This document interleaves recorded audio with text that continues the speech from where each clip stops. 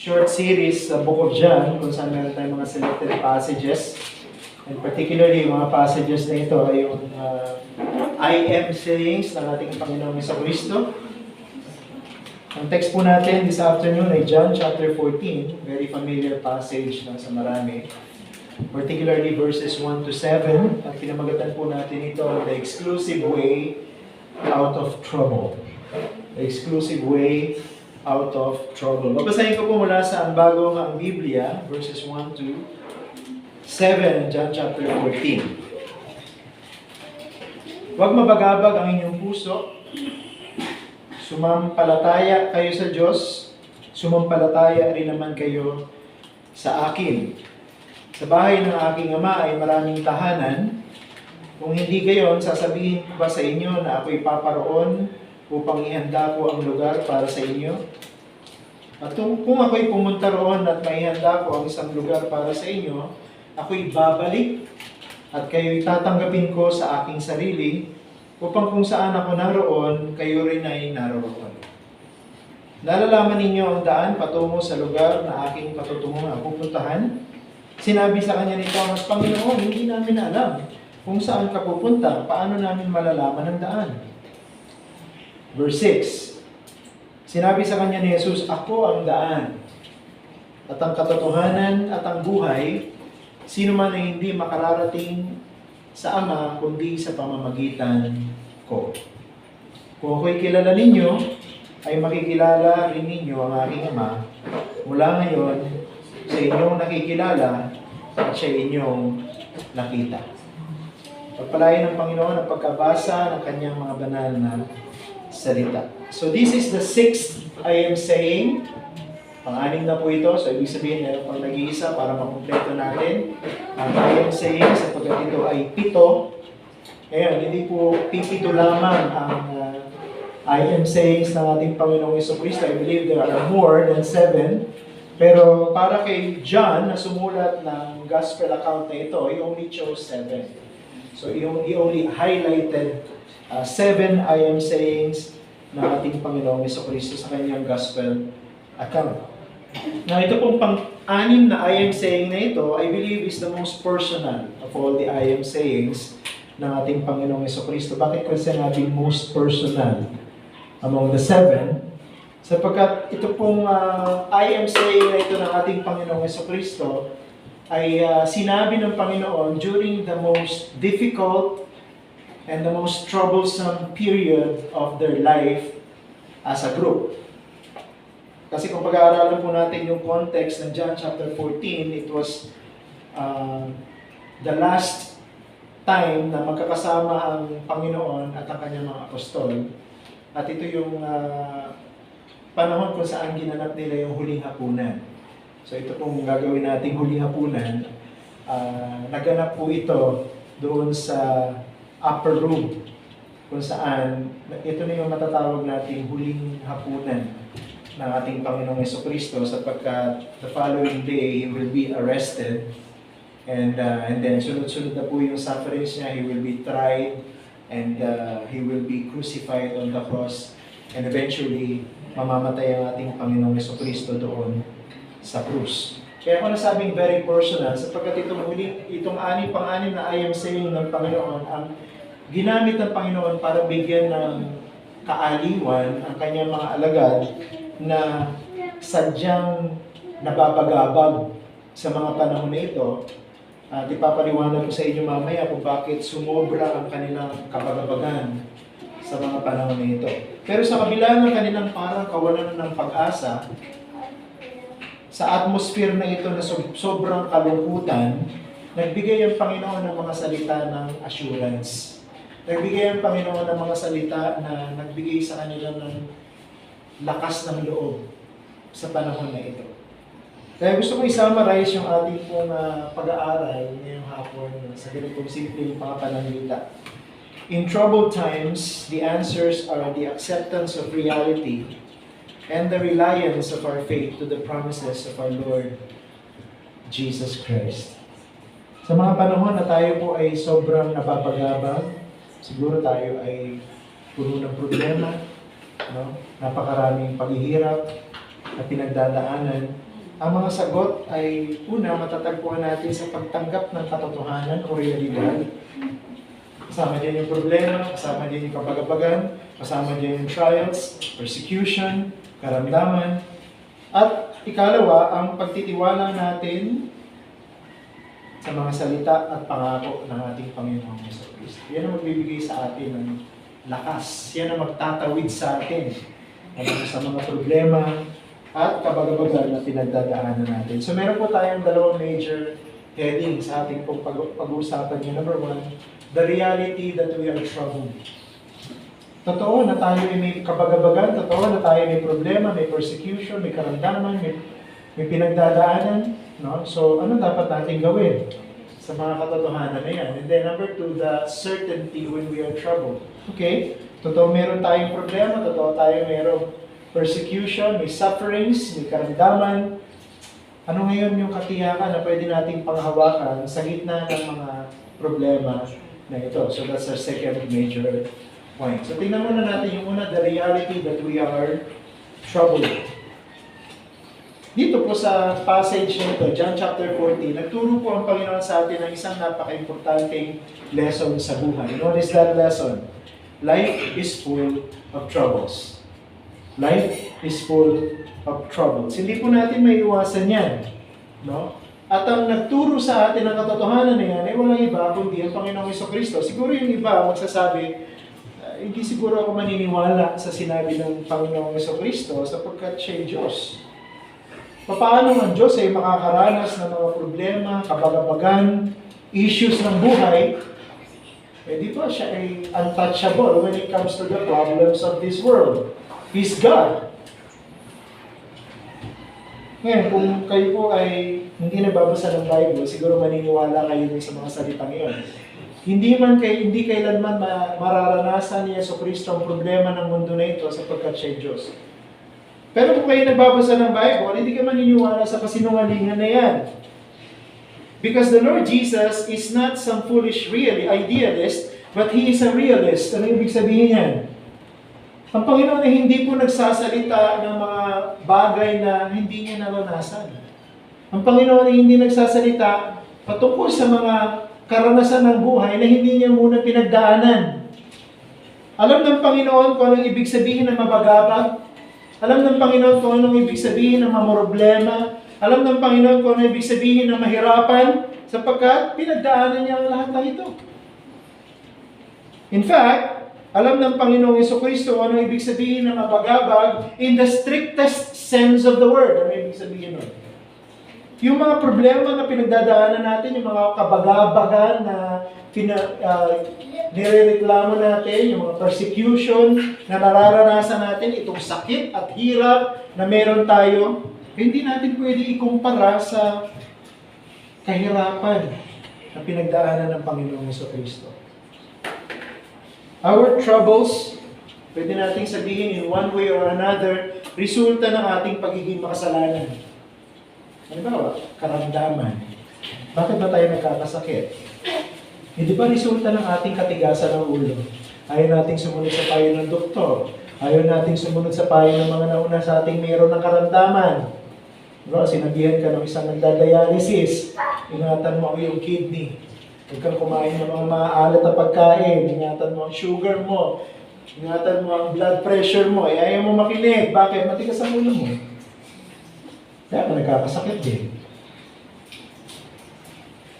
Or, pwedeng ating mga problema sa buhay ay bunga ng talagang ang mundo na ito ay maraming problema hatid. Kapag ang mundo na ito ay makasalanan. Pero ang ating Panginoong Jesucristo, kung isipin mo mabuti, ang Panginoong Jesucristo ay walang kasalanan. Ang Panginoong Jesucristo ay hindi katulad natin in one way or another, pero katulad din natin in another sense. Pero, yung mga pinagdaanan ng Panginoon na problema, kahirapan, troubles, mga totoong problema, kahirapan, and troubles. Hindi po make-believe yun. Hindi po yun imaginary. Bakit? Sapagkat, ang totoo niyan, ang Panginoon, kung meron man siyang naranasang trouble sa buhay, kung meron man siyang naranasang paghihirap, kung meron man siyang naranasang pagdurusa, persecution, ay dahil lahat sa atin. Dahil lahat sa atin. In other words, the Lord Jesus went through many indescribable troubles for us, or in our behalf. Kung ang Panginoon lang ang pag-uusapan, at siya, ang kanyang pagkakatawang tao, hindi siya dapat dumanas ng trouble. Ang totoo, hindi nga dapat nagkatawang-tao ang Panginoong Jesucristo. Pero bakit nagkatawang-tao ang Panginoong Jesucristo at kasama ng kanyang pagkakatawang-tao, dumanas siya ng maraming pagdurusa? At umabot pa nga siya sa kamatayan? It's for us. In our behalf. Para sa atin. Diba? The ultimate trouble na pinagdaanan ng Panginoong Jesucristo ay ang cross. Para kanino ba ang pinagdaanan na trouble ng Panginoon sa krus ng Kalbaryo? Hindi naman para sa kanyang sarili, kundi para sa mga makasalanang katulad natin. Para sa mga katulad nating papunta sa impyerno. Para sa mga katulad nating dapat ay mapahamak. Ang Panginoon, pinasan ang mga kasalanan ng kanyang mga hinirang at binayaran sa krus ng Kalbaryo sa pamagitan ng kanyang kamatayan. The ultimate experience that the Lord went through, He went through in order to redeem us. Para mapatawad tayo. Para maligtas tayo. Yet, He acknowledged na bagamat siya'y Diyos, siya'y walang kasalanan, dumanas siya ng mga pagdurusa, dumanas siya ng kahirapan, dumanas siya ng persecution, dumanas siya ng kamatayan, at totoo yung lahat ng pinagdaanan niya. Inadmit niya, hindi niya dininay. Hindi siya nag-make believe, hindi siya nag-rationalize. At ako naniniwala na ito yung isa sa mga pinakamahalagang hakbang towards the recovery of any person who is in trouble and suffering. Lahat tayo, mayroong pinagdadaanan dito na pagdurusa, kahirapan, problema, challenges. Ang isa sa mga unang hakbang para ma-overcome natin ito ay yung katulad ng ipinakita sa atin ng Panginoong Jesucristo. Kung gusto nating ma-overcome yung debilitating pressure ng mga problema natin sa buhay, sufferings, troubles, we need to follow the example of the Lord Jesus Christ. At dito nagpakita siya ng dalawang example. Number one, we should admit that we are troubled. We should admit that we are in trouble. Hindi natin dapat i-deny that we are in trouble. Hindi natin dapat sabihin, well, I'm okay. Diba sabi nga, it's good to be not okay. No? Okay din na aminin mo na hindi ka okay. Because that is the first step towards recovery. Ang totoo niyan, hindi naman natin talaga kahit kailan matatakasan ng mga problema ng mundong ito. At as long as nandito tayo sa mundo na ito, we will always be in trouble. We should accept na ito pong mundo na ito, it's not getting any better. Habang tumatagal ang mundo na ito, habang tumatagal tayo ng buhay sa mundo na ito, lagi tayo nakakaranas ng sobrang mabibigat na mga problema at pagdurusa sa buhay. Ang totoo yun, hindi nga natin dapat takasan ang problema. Hindi natin dapat takasan ang karamdaman, hindi natin dapat takasan ang katotohanan na tayo tumatanda, hindi natin dapat takasan ang katotohanan na tayo humihina, hindi natin dapat takasan ang katotohanan na mamamatay tayo balang araw. Again, ang pinaka-best example nito, walang iba kundi ang Panginoong Jesucristo. Ulitin ko, wala siyang kasalanan, therefore hindi siya dapat magdusa. Kaya tayo nagdudusa, may problema, may karamdaman, kasi may kasalanan tayo, makasalanan tayo, at nabubuhay tayo sa makasalanan ng mundo. Pero si Jesus, wala siyang kasalanan, hindi siya dapat magdusa, pero ganun pa man, para sa mga pinili niya na gusto niyang iligtas, sa pamagitan ng kanyang pag-aalay ng kanyang sarili sa krus, inamin niya na siya dumadana sa matitinding problema, matitinding sufferings. Hinarap ng Panginoong Jesucristo ang kanyang mga troubles. Hindi niya tinakasan, hinarap niya. The Lord found the solution kung bakit nagawang harapin ng Panginoong Jesucristo ang kanyang mga troubles sa buhay. Kung bakit niya nagawang harapin even yung kamatayan sa krus ng Kalbaryo. At alam niyo kung ano yung solution na nakita ng Panginoong Jesucristo? He trusted His Father. Yun yung kanya nakitang solution. Nagtiwala siya sa kanyang Ama. Nagtiwala siya sa Diyos. Kasi sa mga best illustration nito, yung naranasan ng Panginoong Jesucristo, matinding temptation doon sa wilderness, sa Matthew chapter 4. Pag pinag-aralan nyo, isa-summarize natin, si Satan tinempt ang Panginoong Jesucristo in all aspects of his weakness. Physical weakness, spiritual weakness, pati yung weakness ng pagiging tao niya sa kanyang pagtitiwala sa Diyos. Tinest din ng kaaway na si Satan dun sa wilderness. And the Lord suffered.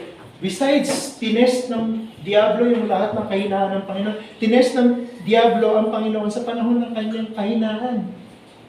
Tandaan niyo yung Panginoon during that time, He didn't eat for 40 days and 40 nights.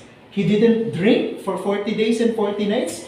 Just imagine how weak the Lord Jesus Christ that time.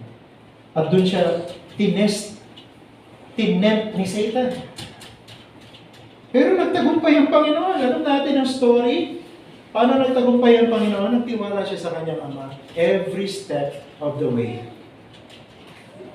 At kasama sa resulta ng pagtitiwala ng Panginoong Jesucristo sa kanyang Ama, He didn't rationalize His sufferings at hindi niya kinumbinsi yung sarili niya that everything is alright. Alam ng Panginoon na ang lahat ay magiging pangit at ang pinakapangit na kahantungan ng lahat ng kanyang pagdurusa ay ang krus ng Kalbaryo, pero hinarap niya. Sabi ng mga apostol niya, huwag na tayo pumunta sa Jerusalem. Sa iba na lang tayo magministeryo. Lumabas na lang tayo ng Palestina. Pero sabi ng Panginoon, hindi. Nakatutok na sa Jerusalem ang aking direksyon. Bakit? Sapagkat sa Jerusalem, doon siya mamamatay. Hinarap ng Panginoon yung kanyang troubles. I think, dapat ganun din ang gawin natin. Harapin natin yung ating troubles. Harapin mo yung problema mo. Harapin mo yung sufferings mo. Huwag mong takasan. Pangalawa, we should not only admit that we are in trouble or we are troubled, we should also know why we are troubled. Bakit nga ba tayo nagdurusa? Bakit nga ba tayo may problema? Bakit nga ba tayo pinipersecute? Bakit dahil sa ating pananampalataya?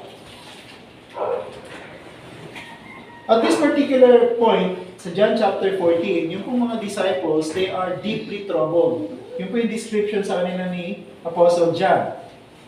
Yung ginamit pong salitang deeply troubled dyan refers to emotional agitation or distress because finally, yung mga alagad, na-realize nila na lahat ng sinasabi ng Panginoon na mamamatay siya, nagkakatotoo na. Doon po nagsimula yung kanilang matinding depression, yung kanilang matinding kalungkutan. Alam nila, we are in trouble right now because lahat ng sinasabi ng Panginoon mamamatay siya, nakikita na natin, unti-unti nagkakatotoo. At ano na mangyayari sa atin pag nawala na siya? Sobrang kalungkutan nila. Pero, ang nakakatawa sa kanila, nakita nila na mayroon silang problema at yung lahat ng sinasabi ng Panginoon na nagkakatotoo, yung sanhi ng kanilang kalungkutan at problema, ano po paano naging reaction nila? Hindi sila naniwala. Hindi sila naniwala. They refused to believe. Natandaan niyo si Pedro. Halimbawa naman si Pedro. Si Pedro kasi pinaka-outspoken sa mga apostles. Siya yung laging nagsasalita. Minsan nagsasalita niya hindi nag-iisip. Pabigla-bigla. Matapang siya, pero minsan, lagi siya napapahama. Dahil sa kanyang katapangan. Walang kontrol. Dito, nagsalita. No? Pag binasa ko yung Matthew chapter 16, verse 21 to 22. Nagsalita si Pedro, parang sinasabi niya yung mga ito in behalf of the other apostles. Parang naging spokesperson kasi siya. No? Nung sinabi ng Panginoon na kailangan niyang pumunta sa Jerusalem, kasi magdudusa siya sa loob ng Jerusalem at eventually mamamatay siya sa Jerusalem, alam niyo kung anong ginawa ni Pedro sa Panginoon? Ni-rebuke niya yung Panginoon. Sabi niya, hindi mangyayari yung sinasabi mo. At hindi kami papayag na magdusa ka at mamatay ka sa Jerusalem. Pero alam niyo, lahat ng mga sinabi ni Pedro, kinain niya lahat. At lahat ng mga sinabi ng mga apostol, in agreement kay Pedro, kinain nila lahat. Ibig sabihin, inamin nilang mali sila. Nung sila ay kumakain na sama-sama doon sa upper room sa huling pagkakataon. Bakit? Kapag nakita nila na yung mga salita ng Panginoon, nagkatotoo na. Sinabi ng Panginoon, pupunta ako sa Jerusalem, magdurusa ako at mamamatay ako. At this particular point, kung kumakain sila ng huling hapunan, nasa Jerusalem sila. Nasa Jerusalem sila. Ibig sabihin, hindi na nagtakasan ng Panginoon yung pagpunta sa Jerusalem. At alam ng mga apostol na lahat ng sinabi niya na siya'y mahihirapan, siya'y pahihirapan, siya'y papatayin, hindi na nagpapatotoo. Kaya nagsisimula na po na magpanik yung mga apostles. Nagsisimula na silang malungkot, nagsisimula na silang problema. Accepting our troubles and knowing what really causes them should not be governed by emotions. Yun po yung isang lesson na matututunan natin dito. Totoo na kailangan natin tanggapin may problema tayo. Totoo na kailangan natin harapin yung problema natin, pero dapat hindi tayo emotional. Alam niyo kung ano naging epekto sa mga mananampalataya na ito, kaya Pedro at sa kanyang mga kasamahan, nung sila'y naging emotional, hindi na lang pinakinggan yung sinasabi ng Panginoon sa kanila. Pakinggan yung sinabi ng Panginoon sa Matthew chapter 16 verse 21.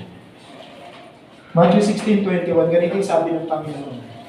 Mula ng panahong iyon ay pinasimulan ni Jesus na ipaliwanag sa kanyang mga alagad na kailangan pumunta siya sa Jerusalem at magtiis ng maraming bagay sa kamay ng matatanda ng mga punong pari at mga eskriba. Siya'y papatayin at muling bubuhayin sa ikatlong araw. Pakinggan niyo mabuti. Sinabi ng Panginoon, pag pumunta ako sa Jerusalem, pahihirapan ako, magdurusa ako, papatayin ako, pero muling bubuhayin pagkalipas ng 3 araw. Si Pedro, nung siya ay naging emotional na, kasama yung ibang mga alagad, na sila'y nangangatwiran na sa Panginoon, narinig lang nila yung sinabi ng Panginoon na pag dumating ako sa Jerusalem, parurusahan ako, pahihirapan ako, at mamamatay ako. Period.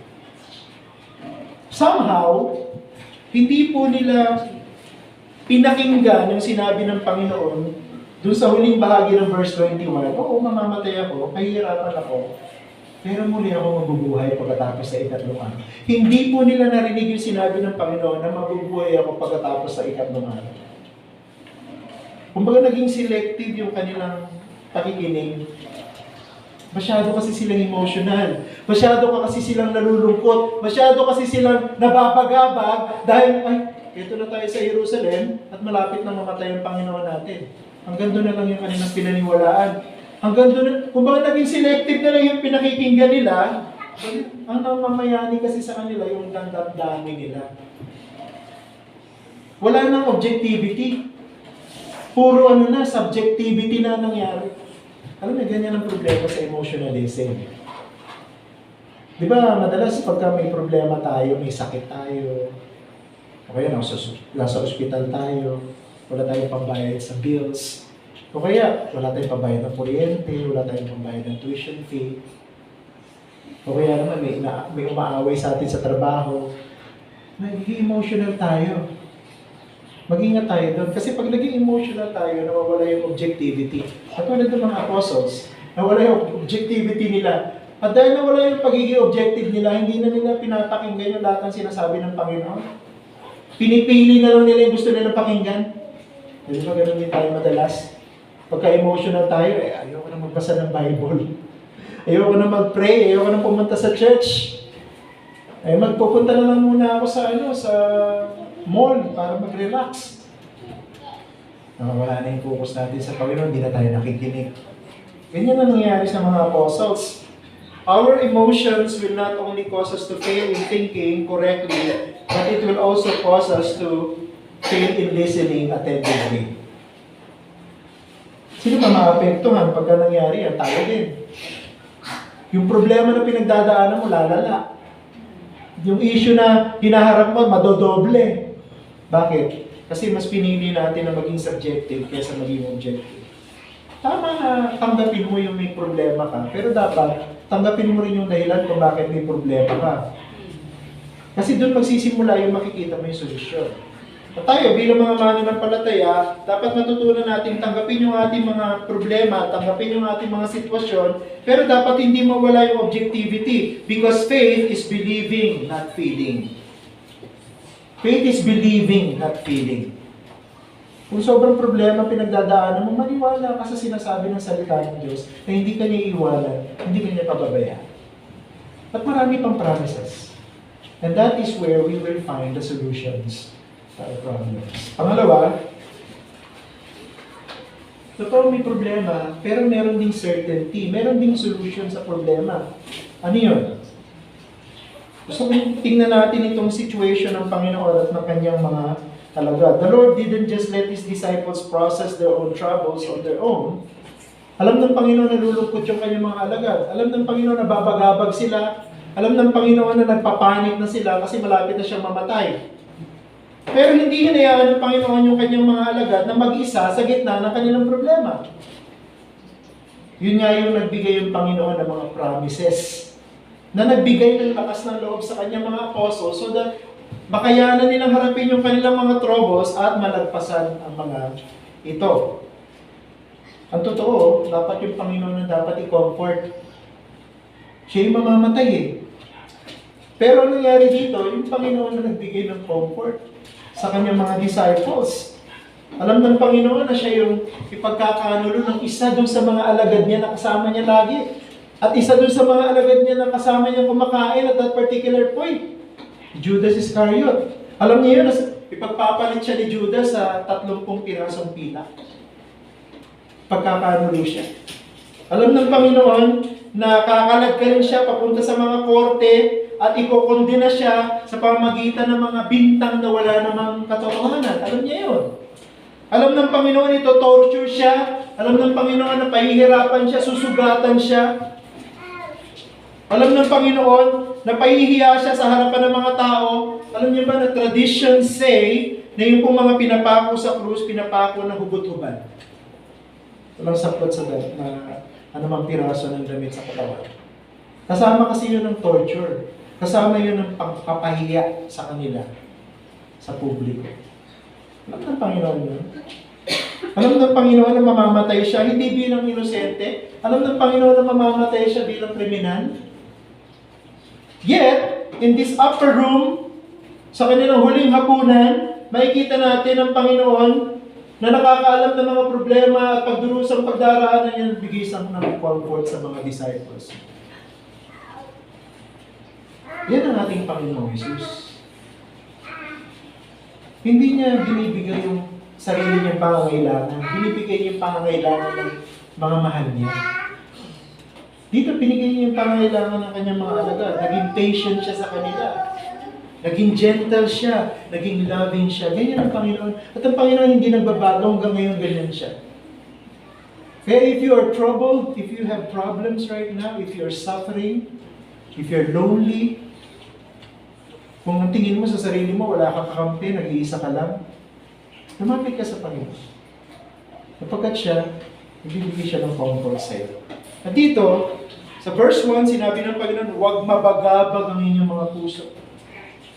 Huwag mabagabag. At alam niyo kung paano ginawang totoo ng Panginoon yung kanyang utos o nabilin sa kanila sa verse 1. Tatlong bagay. Una, nagbigay siya ng katiyakan sa pananampalataya ng mga alagad na siya ay Diyos. Parang, hindi pangkaraniwan ito, ang certainty na ito, no, na sa gitna pala ng problema, sa gitna ng suffering, sa gitna ng kalungkutan, sa gitna ng depression ng mga alagad, nagbibigay pala ng comfort sa kanila yung katiyakan na si Jesus ay Diyos. Doon sa verse 1b ng chapter 14, ganito nakasulat. Sabi niya, sumampalataya kayo sa Diyos, sumampalataya rin naman kayo sa akin. Sinasabi ni Jesus, sumampalataya kayo sa Diyos, at sumampalataya din kayo sa akin. Ngayon, parang sa atin, okay lang yung statement na yon. Pero kung ilalagay mo yan sa context ng mga disciples, ng panahon na sinulat ito at sinabi dito ng Panginoon, it was very life-changing. Yung statement na yan. Bakit ko nasabing gano'n? Kasi dapat natin intindihin na yung mga alagad, sa panahon na ito ng Panginoon, hindi pa po siya nagre-resurrect niyan eh. Mamamatay pa lang siya. Yung mga alagad, hindi pa ganap yung kanilang pagkaunawa kung sino si Jesus. O totoo alam nila si Jesus gumagawa ng miracles? O totoo alam nila na si Jesus ay isang mabait na guro? O alam nila si Jesus ay perfect example? Pero nandun yung pagkakakilala lang nila kay Jesus sa panahon na yan. Hindi pa nila lubos na naiintindihan na si Jesucristo ay Diyos. Okay, gusto kong sabihin, gusto kong liwanagin na hindi ko po sinasabi na hindi pa Christian yung mga disciples sa panahon na ito, ha? Christian na sila. No? Christian na sila. Meron na silang pagtitiwala na si Jesus ay Panginoon. At nagpasakop na sila ng kanilang buhay kay Jesus, kaya nga iniwanan nila yung lahat. Iniwanan nila yung mga hanap buhay nila. Iniwanan nila yung mga pamilya nila. At sumunod sila sa Panginoong Jesucristo. Patunay lang yun na nagpapasakop sila kay Jesus. Kaya lang, yung kanilang pagkaintindi patungkol sa real identity ni Jesus, hindi pa buo, hindi pa ganap. And what is that? Hindi pa nila naiintindihan na itong Jesus na ito, Diyos. Siguro pag pinag-usapan natin, naniniwala ba sila na si Yahweh ay Diyos? Definitely, naniniwala sila na si Yahweh ay Diyos. Bakit? Mga Hudyo yan eh. Ano bang pananampalataya ng mga Hudyo? Di ba ang pananampalataya ng mga Hudyo, meron lamang iisang Diyos. At ito yung Diyos na pinaglingkuran ng mga propeta na katulad ni Moises, ni Isaiah, ni Jeremiah. Ito yung Diyos na pinaglingkuran ng mga haring katulad ni David, ni Solomon. Naniniwala sila sa iisang Diyos, si Yahweh ay Diyos. Pero sino si Jesus? Diba? Hindi nila alam na si Jesus ay Diyos. Kaya at this particular point, nung pinapakilala ni Jesus sa kanila na hindi lamang ako mamamatay, muli ako mabubuhay, sinasabi ni Jesus sa kanila, hindi lang ako tao, Diyos ako. And that is the turning point. Alam niyo po yung turning point ng buhay ng mga alagad? Hindi naman yung nakita nilang namatay si Jesus eh. Ano ba nangyari sa mga alagad nung nakita nilang namatay si Jesus? Di ba nagsipagtaguan sila? Hindi malaman kung nasan sila kasi papatay din sila pagka nakita sila ng mga Romano. Kaya nagsipagpulasan, nakapagtaguan. Nagsipagtaguan yung mga alagad. Di ba yung alagad lang na nandun sa krus si John? Kasi siya yung pinagbilinan kay Mary. Pero nasan yung iba? Si Peter na matapang, nasan? Wala. Pero alam niyo kung anong turning point ng buhay nila? Hindi yun namatay si Jesus sa krus eh. Nung nabuhay siya ulit. Nung nabuhay ulit si Jesus. Nung nakita ng mga alagad na si Jesus ay muling nabuhay, di ba sabi sa Bible, nagpakita si Jesus sa mga alagad, nakita nila na si Jesus muling nabuhay. Nagbago ngayon yung pananaw nila patungkol sa Kanya. Ay, hindi lang tao si Jesus. Hindi lang siya magaling na teacher. Hindi lang siya mabuting example. Diyos siya. At lalong na tumibay yung kanilang paniniwala na Diyos si Jesus, nung nakita nila na hindi lang siya muling nabuhay, nung nakita rin nila na si Jesus pumanik sa langit. Nakita nila si Jesus na pumanik sa langit hanggang sa hindi na nila makita. Lalong tumibay ngayon yung paniniwala nila na si Jesus ay hindi lang tao, kundi Diyos. At yun yung isa sa mga nagtawid sa kanilang depression.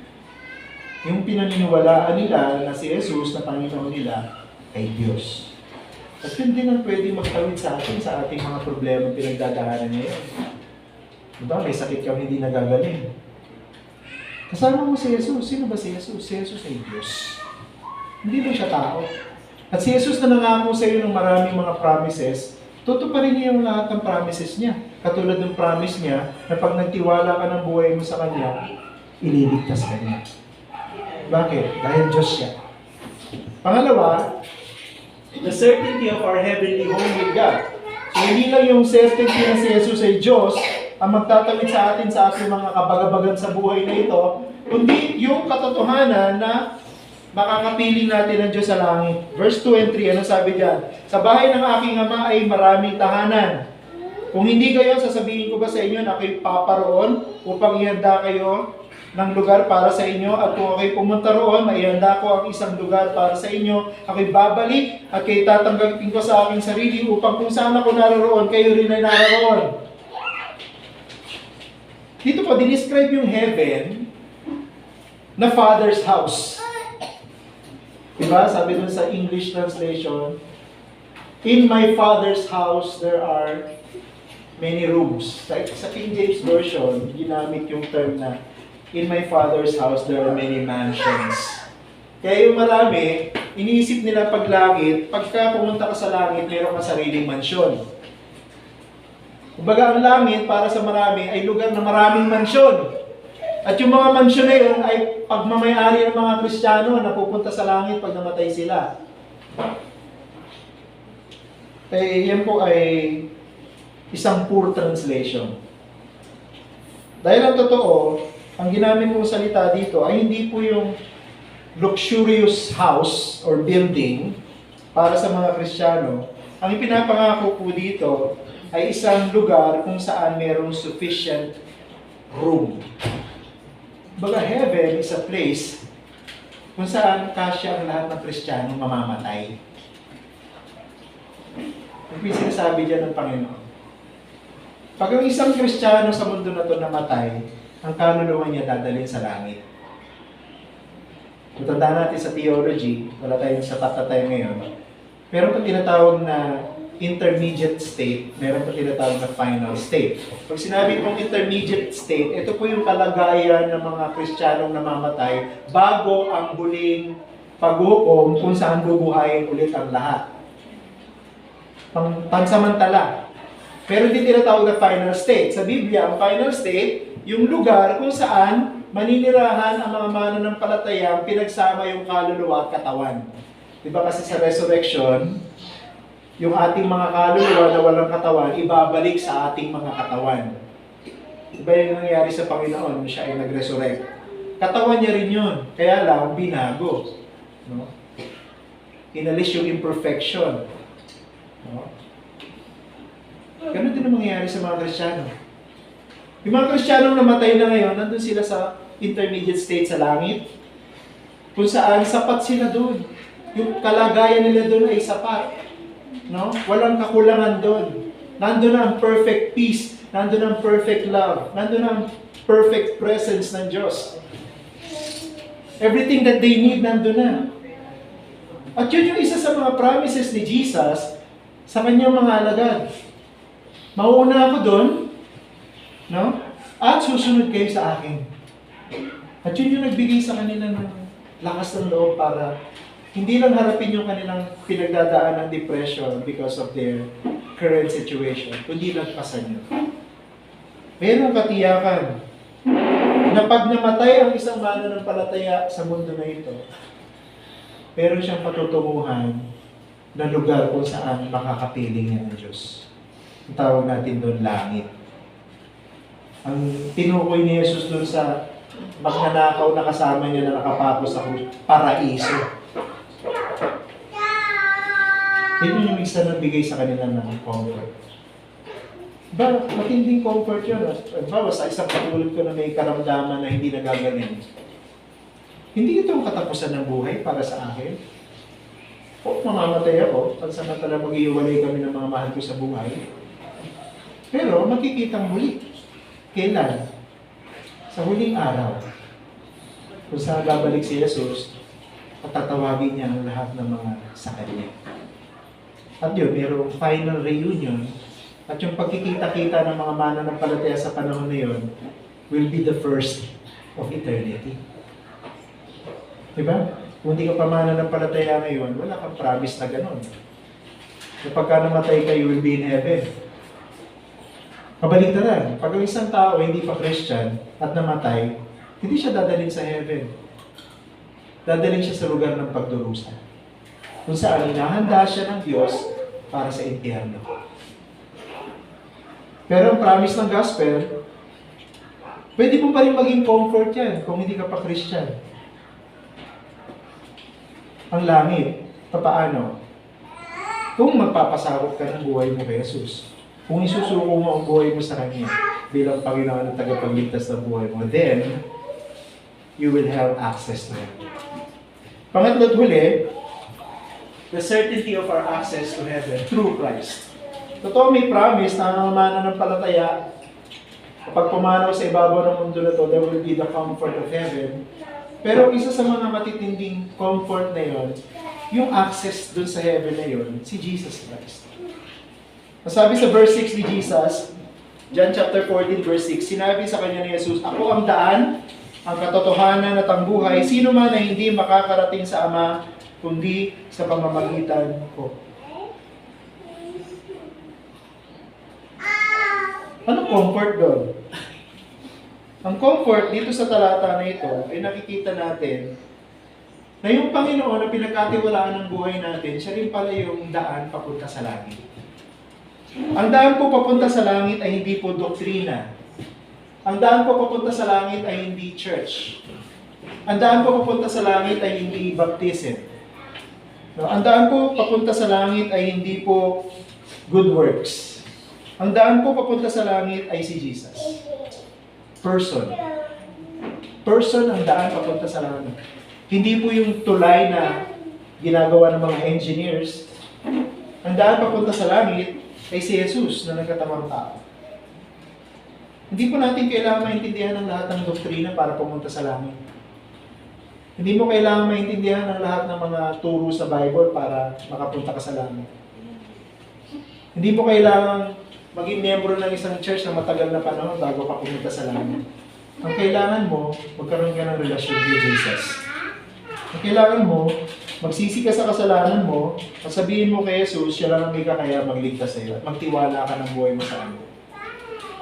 Dahil si Jesus ang susi. Si Jesus ang daan. Sabi niya, wala nang ibang daan. So, ibig sabihin niya, there is only an exclusive way of salvation. Not many. Hindi po tulad ng sinasabi ng iba, yung Hinduismo, paraan din pumunta sa langit. Yung Katolisismo, paraan din. Hindi. Isa lang ang paraan para pumunta sa langit. Si Jesus lang. A person will be saved if he will only trust Jesus as the only legitimate way to heaven. Kaya kung di ka pa Kristiyano ngayon, ang tanong ko sa iyo, ligtas ka na ba? Kung naniniwala ka na hindi ka paligtas, sinasabi ngayon sa inyo ng pinag-aaralan natin, isa lang ang paraan para maligtas ka. Si Jesus. Lumapit ka kay Jesus. Magsisi ka. Sabi ng Panginoon, kung ikaw magtitiwala ng buhay mo sa Kanya, pinapangako niya sa iyo, mayroon kang buhay na walang hanggan. At anong sabi dito sa pinag-aralan natin? Kaya naka-recover yung mga disciples kasi naniwala sila sa promise ni Jesus. Bakit kayo hindi maniniwala sa promise ni Jesus? Sinabi ni Jesus, mamamatay ako pero mabubuhay ulit ako sa ikatlong araw. At anong nangyari? Nabuhay nga siya. So lahat ng sinasabi ni Jesus, totoo.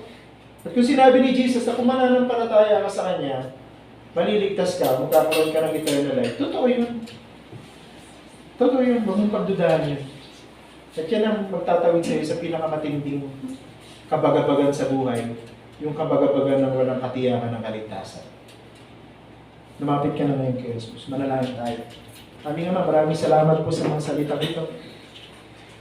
Very relevant ito sa amin because we are in trouble and we are admitting that we are in trouble. At kahit anong gawin namin pag-admit na may problema kami, hindi namin kaya solusyonan because the solution is Jesus. Ang solution ay pangako mo. Ang solution ay heaven. At ang paraan para makapunta kami sa langit ay si Jesus lang. Kaya dalayan ko po yung mga hindi pamananampalataya dito, makita nila at maging sa aming celebration ng Lord's Supper na si Jesus lang ang pag-asa namin. Wala na iba. Kaya kung magligtas kayo, ito po kami dalangin. Pangalan ni Jesus. Amen. So in response to our preaching at sa ating pong paghahanda rin para sa ating Lord's Supper, umawit po tayo ng isang hymn.